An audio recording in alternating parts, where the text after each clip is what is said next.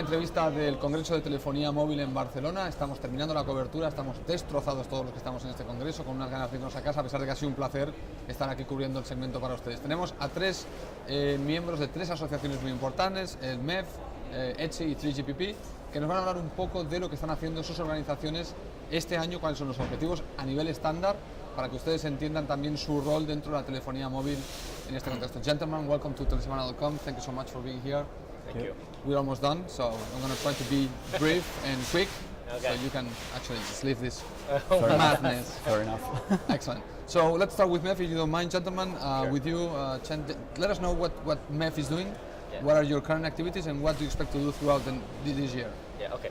For just a quick introduction, for those of you not necessarily know what MEF doing, we are a standard organization driving the standards of Ethernet services as well as what we call the lifecycle service orchestration. And member-wise, we have 220 some members, majority of them are service providers around the world. And currently we're driving a market about $400 billion in terms of Ethernet services and equipment.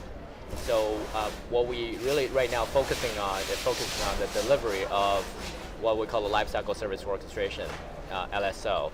What LSO does is really automate the end-to-end service lifecycle that start from fulfillment all the way to the termination and management. So that's what we're doing, and we're excited to be here because the fact that a lot of the access technology has been wireless, as you may imagine, moving from desktop to potentially 4G and 5G. And we want to make sure that be part of the ecosystem to be able to deliver the quality service that we're expecting out of the end-to-end data services. Okay, maybe I'm confusing organizations, but wasn't your organization that announced the third network concept last year? Yes. Can you just give us a very quick overview on what that means? Yeah, we announced it, we called it the third network. The third network. What did I say? Yeah, the third network. Yeah, that's okay. Okay. Third network is fine. Okay. The reason we call it third network is that you have internet, which is a network, has a great agility as well as ubiquity throughout the world, but lacking the performance as well as the security guarantees. And then second network, which is a carrier Ethernet-based network, has a great performance and security guarantees, but doesn't have the agility like internet. So what we're saying is, would there be a new type of network service, combine the best of the both worlds? That means internet-like agility and ubiquity, with carrier Ethernet like performance and security, and we believe there is. We call it the third network. Excellent. From ETSI, what are you? Probably NFV and SDN is one of the things that, sorry, especially NFV, but I don't know if you're doing anything else beyond that you can announce here or explain. Well, it's quite broad scope, and we've been listening all throughout the Congress a lot about 5G, which we developed through 3GPP, as we are one of the partners of 3GPP, and we're very proud of doing. But then again, if you walk around the Congress, as you have probably done, not displaying anything, we are displaying everything, because you have seen NFV all throughout, but also some other concepts that you can see around the Congress, such as mobile edge computing, have some other commercial names for it, but it's basically taking the intelligence of the network to the edge. The second thing that has been also quite high in some of the big guys' agendas, I would say, is related to millimetric wave transmission. So transmission beyond the 60 gigahertz band. And this is also something that can be seen in the Congress. So I guess this year we'll be busy with those topics. Of course, there will be some others coming. Particularly, we are trying to put a little bit more of interest to security, and we have been very conscious about security in ETSI, and we have a kind of motto which says security by design. That's interesting. Any specific subject we try to embrace does have its security piece embedded in it, but now we are saying that we need some kind of more holistic view of what security means, and we are getting many requirements from many of our members, and we're trying to have this broader picture. So that will be high in our agenda this Actually, year. now that you mentioned security, I had a panel yesterday on security for IoT, and one of the things that they mentioned that usually the industry has been reacting to security, not actively involving security within the standards. So if they didn't see the threat, they didn't run any security. Once the threat comes in, then we run into security parameters and things like that. So what you're saying is kind of you are trying to be before, not reacting, but being proactive. But it's good that you bring forward Internet of Things, because this is something else we are very much engaged into. This is yet another project that we have. Probably you've heard about 1M2M. And again, 1M2M within our concept and our realization, you will have a specific working group dealing with security itself. Okay. This is the service layers that will enable any device to connect to any kind of application in a kind of seamless and nice environment. So a lot of work coming on that one. Already we've seen some pre-implementations, the 1M2M logo being displayed here and there in some of the stands. So very proud, because it took us some time, but we already released the first version of the specification back in January. Yeah, it was announced, yes. And now we are full speed trying to develop and progress on machine to machine. Excellent. Dino, I'm guessing that since you are on the 3GPP on the radio access, everybody's looking at you because of the LTE advance in 5G. A lot of announcements about 5G at this show. Tell us what you're doing in terms of developing the next releases of LTE, when the next release will be frozen, and what features you expect it's going to have. Yeah. So obviously now we are in the process of defining the next step in the evolution of the LTE, which in 3GPP numerology is the release 13 of LTE. And it's quite interesting. There is a lot of interesting features coming up, and quite interesting.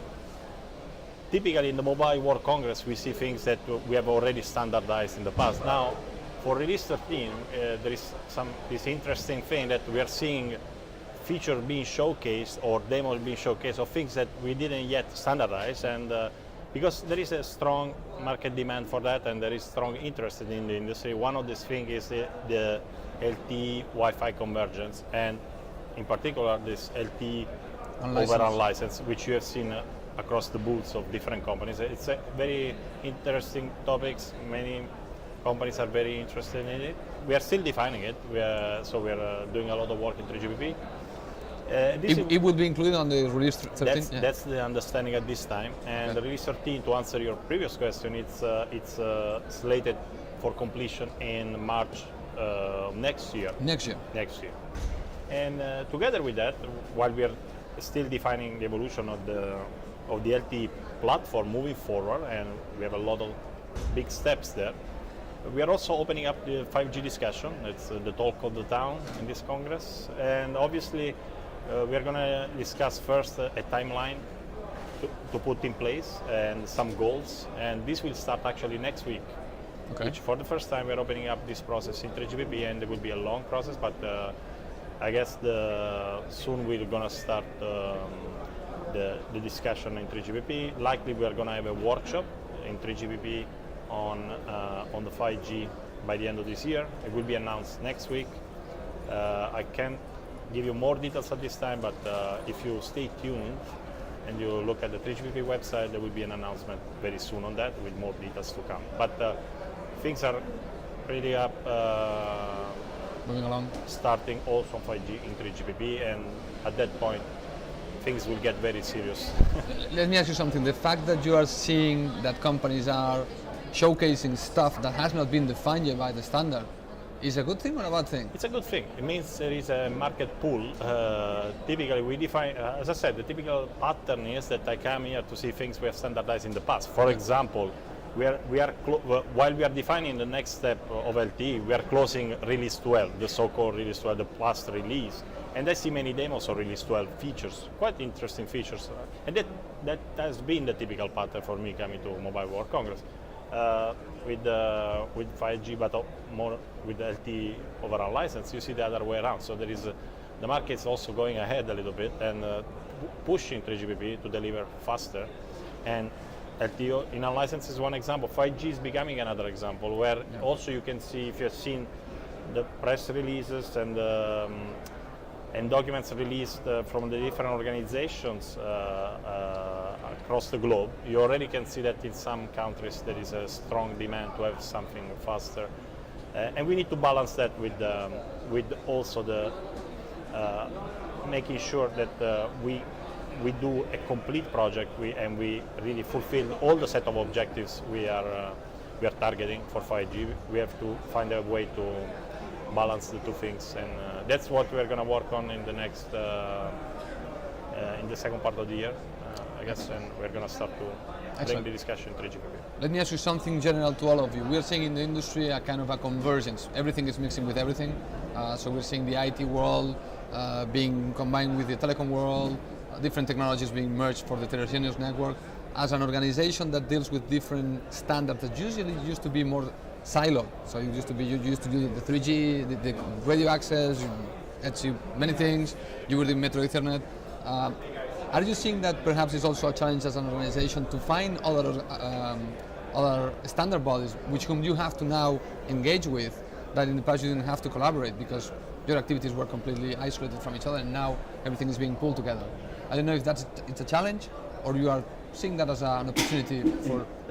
If I may start, in ETSI it's our bread and butter. I mean, we've been doing this forever. So it's now nothing new? Nothing new. The only big challenge for us now is probably when you try to address different sectors which are not ICT. In the ICT sector, such as automotive sector. Okay. And if you go to work on intelligent transport systems, then it's the users, the final recipients of what's going to be displayed or done is in the automotive sector. So now, and again, it's a little bit more difficult because it's really different industries, different cultures, different paces, different everything. And we need to bring those together.